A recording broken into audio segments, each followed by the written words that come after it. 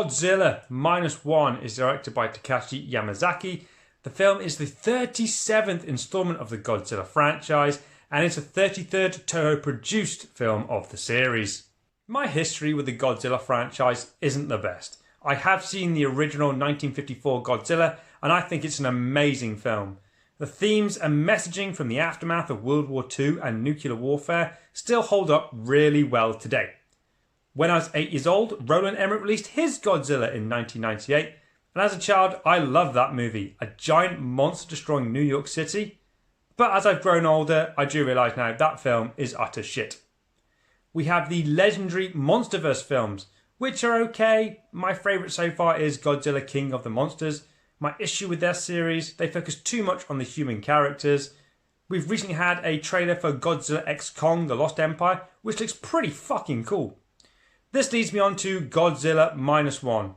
Leading up to seeing this film, I heard nothing but praise. I was super hyped for the film, and holy shit was I not disappointed.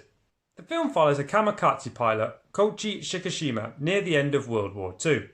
He fakes an issue with his plane and lands on Odo Island, where one of the mechanics there implies that he fled from his duty. During the night, a dinosaur-like creature known as Godzilla attacks the airfield, killing all but 2 of the military personnel based there. Koichi then returns to Japan in 1946, only to discover that both of his parents were killed during the bombings of Tokyo. Suffering from survivor's guilt and PTSD, Koichi takes on a job as a minesweeper. But Godzilla once again rises from the depths and is heading for Japan. Koichi's mine crew must stall Godzilla until help arrives, or will they be powerless to stop Godzilla? Kicking off with the good. Holy shit, this film is a blast. I came out the cinema completely amazed from what I just watched. Godzilla is a beast. He really is a force of nature in this movie. He takes out destroyers, tanks, a whole city, more or less. The design for the creature is great. It's very reminiscent of the 1954 design. His iconic roar is louder than ever, and the build up to his atomic breath is just incredible.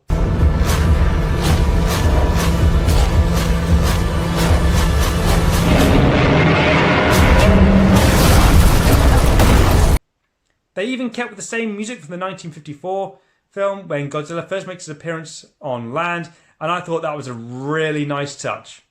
The effects for this film are pretty awesome. Considering it only cost between $10 to $15 million to make this movie, we have films these days coming out with budgets between $200 to $300 million, and the effects look better in this movie than they do in them. So you can't complain, really.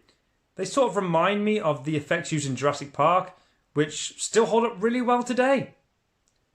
The characters are very relatable. We have Koichi Shikishima, who's a kamikaze pilot. He's suffering from PTSD, survivor's guilt. He's been branded a coward for not doing his duty.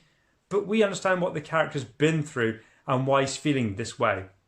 The directing is spot on. When Godzilla's going through one of his rampages, he is directly in the middle of the shot. We see all the destruction he's causing, and it feels like you are in the heart of the action. My final thoughts, I have nothing negative to say about Godzilla Minus One. It's incredibly well directed, it's got good acting, and one hell of a badass monster. This is a strong recommendation from me, so everybody go and check this movie out, because this could be one of the best films of 2023. Minus One is an anti-war film of sorts. It's set in a time period after the Second World War, where Japan is down on its knees and very unsure of itself. The characters are all very relatable, and as you follow them throughout the movie, you begin to care for them, and you don't want nothing bad to happen to them. Godzilla, Mr. G himself, when he's not on screen, you are on the edge of your seat, because you know he's coming back. You just wait to see what he does next.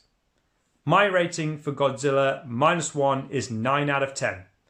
Please join me in the comments section to share your opinions. This is just mine. If you're new to the channel and you've enjoyed the video, please consider subscribing to help make the channel grow. From 0 to minus.